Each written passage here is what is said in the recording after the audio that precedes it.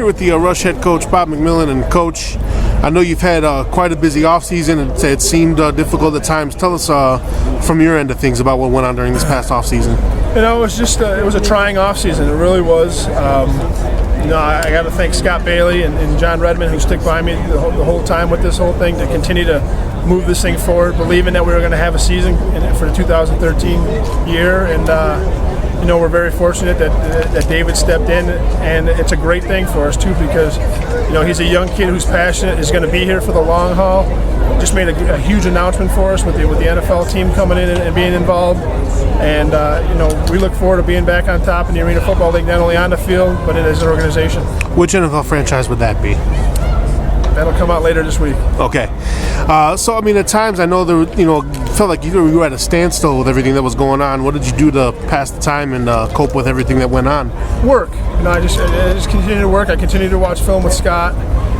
Continue to find players, and just prepare to have a 2013 season. That was pretty much all we could do. Always meet. I had a few meetings with the league office about potential owners. Just kept believing and being positive that the Arena Football League was going to have Chicago Rush in 2013. Of course, a complete overhaul of the roster. A few core guys still here from last year, but for the most part, new players. What went into this offseason that made you want to bring in a new group of players?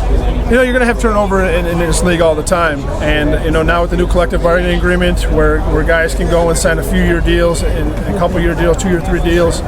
It's easier to make a roster and have it stand for year on and year for the next couple of years. So the most important thing was keeping our core of guys together, and that's the Reggie Grays, the Calvin Morrises, the Daryl Campbells, Jarrett Calvins.